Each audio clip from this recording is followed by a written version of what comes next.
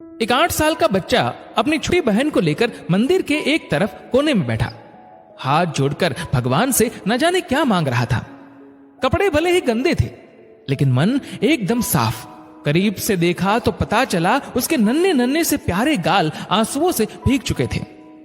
कई लोग उसकी तरफ आकर्षित थे, पर वह बिल्कुल अनजान अपने भगवान से बातों में लगा हुआ था।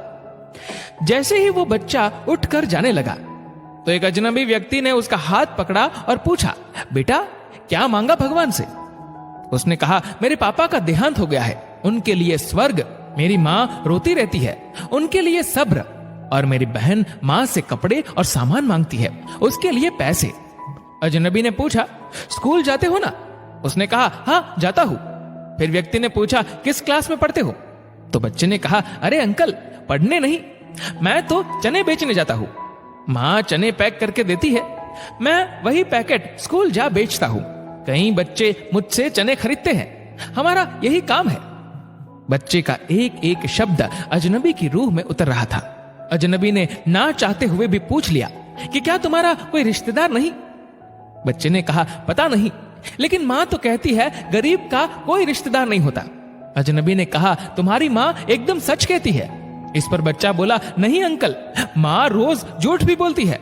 अजनबी चौंक गया तो बच्चे ने कहा, रोज खाना खाते वक्त माँ हमें देखती रहती है, और जब मैं बोलता हूँ माँ तुम भी खाओ ना, तो कहती है, बेटा मैंने तो कब का खा लिया।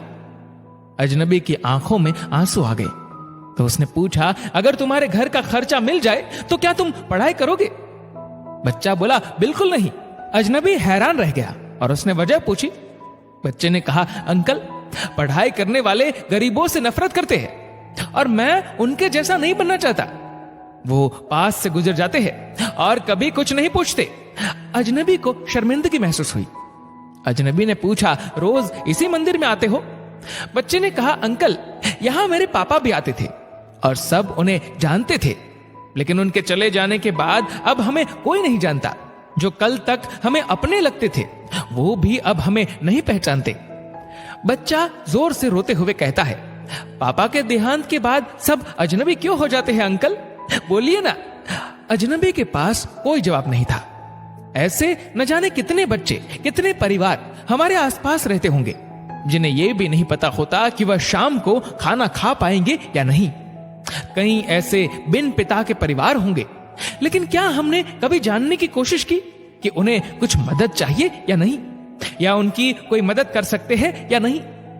भगवान ने हमें अगर संपत्ति दी है तो सिर्फ इसलिए नहीं कि हम सिर्फ हमारे परिवार की देखभाल करें।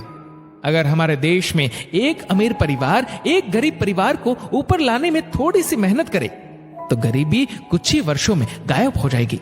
दोस्तों, इस वीडियो को लेकर आपकी क्या राय है नीचे कमेंट करके जरूर बताएगा। और अगर आपको वीडियो अच्छा लगा हो तो इस वीडियो को लाइक करेगा, शेयर करेगा ज्यादा से ज्यादा लोगों तक, और ऐसे ही और भी इंस्पिरेशनल वीडियोस के लिए सब्सक्राइब करें हमारे यूट्यूब चैनल को और फेसबुक पर फॉलो करें हमारे पेज को। धन्यवाद।